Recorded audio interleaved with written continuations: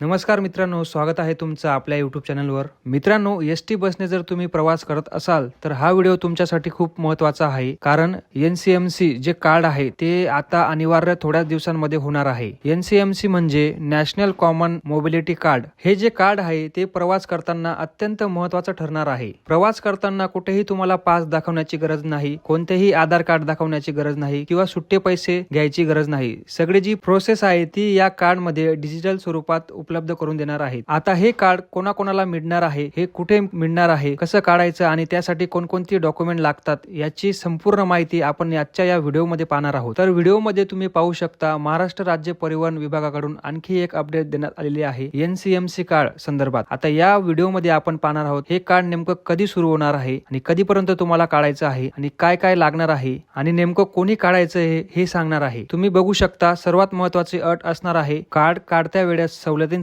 RuPay on the go NCMC smart card आवश्यक आहे. म्हणजे एसटी सवलती जेवढ्या आहेत म्हणजे ज्येष्ठ नागरिकांसाठी आहेत, दिव्यांगांसाठी आहेत, महिलांसाठी आहेत किंवा विद्यार्थ्यांसाठी आहे किंवा पत्रकारांसाठी आहेत किंवा स्वातंत्र्य सैनिक आहेत, अशा सर्व घटकांसाठी एनसीएमसी कार्ड बंधनकारक आहे. हे समजून घ्या. तुम्ही जर म्हणालात की तुम्हाला कार्ड नको आहे तर तुम्हाला प्रवास सवलत मिळणार नाही, पूर्ण तिकीट काढावं लागेल. जे मी आता नाव घेतलेले त्या प्रवर्गातील सर्वांना हे एनसीएमसी कार्ड बंधनकारक आहे. दुसरा मुद्दा बघू शकता तुम्ही यामध्ये आता सांगितल्याप्रमाणे एनसीएमसी कार्ड नसेल तर तुम्हाला पूर्ण भाडे आकारले जाणार आहेत. म्हणजेच एनसीएमसी कार्ड जर तुमच्या जवळ नसेल तर तुम्हाला नॉर्मल फुल तिकीट घ्यावं लागणार आहे. आता तिसरा महत्त्वाचा मुद्दा तुम्ही बघू शकता मेन्शन केलेला आहे त्यांनी, कार्डची डिलिव्हरी 30 दिवसात रजिस्ट्रेशनच्या ठिकाणी मिळेल. आज तारीख 18 फेब्रुवारी 2026 आहे आणि कार्डचे रजिस्ट्रेशन सुरू झालेले आहे. तुमच्या जवळच्या बस डेपोमध्ये जाऊन तुम्हाला रजिस्ट्रेशन करायचं आहे, म्हणजेच नोंदणी करायची आहे. रजिस्ट्रेशन केल्यानंतर तुम्हाला हे कार्ड 30 दिवसांच्या आत ज्या डेपोमध्ये तुम्ही हे कार्ड रजिस्ट्रेशन केलं होतं त्या ठिकाणी तुम्हाला हे मिळणार आहे. 30 दिवसांच्या जास्तीत जास्त कालावधी आहे म्हणून 30 दिवसांच्या आत एनसीएमसी कार्ड मिळून जाते. आता चौथा मुद्दा बघूया. सवलत तिकीट फक्त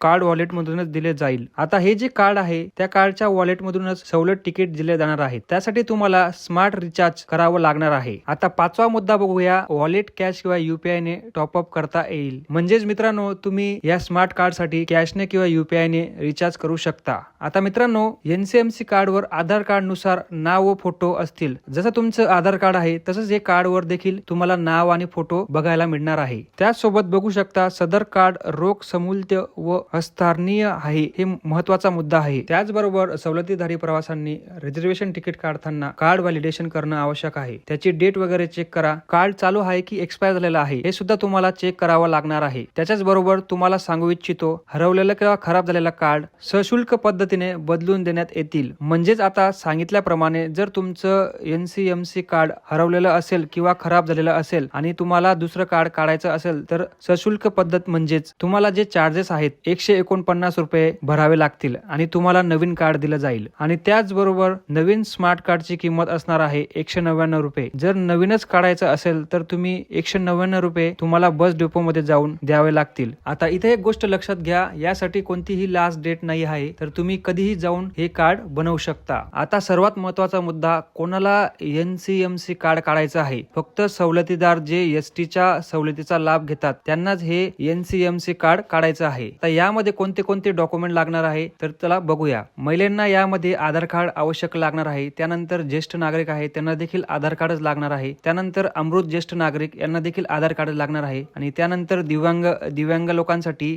UDID कार्ड आवश्यक लागणार आहे. त्यानंतर विद्यार्थ्यांसाठी सरळ क्रमांक म्हणजे सिरियल नंबर लागणार आहे. त्यानंतर इतर सर्व सवलती यांना फक्त इथं शासकीय प्रमाणपत्र लागणार आहे. त्यानंतर सवलत नसलेले प्रवासी यांना फक्त मोबाईल नंबरचा OTP हा नोंदणी करण्यासाठी लागणार आहे. हे सगळं झाल्यावर तुम्हाला 30 दिवसाच्या आत तुमचं जे एनसीएमसी कार्ड म्हणजेच नॅशनल कॉमन मोबिलिटी कार्ड हे तुम्हाला मिळणार आहे. म्हणून लवकरात लवकर जाऊन जवळच्या डेपोमध्ये जाऊन तुम्हाला रजिस्ट्रेशन हे करायचं आहे. जर तुम्हाला हा व्हिडिओ उपयुक्त वाटला असेल तर तुम्ही आपल्या चॅनलला सबस्क्राईब करायला विसरू नका, लाईक करायला विसरू नका. भेटूया अशाच एक नवीन व्हिडिओमध्ये. तोपर्यंत धन्यवाद.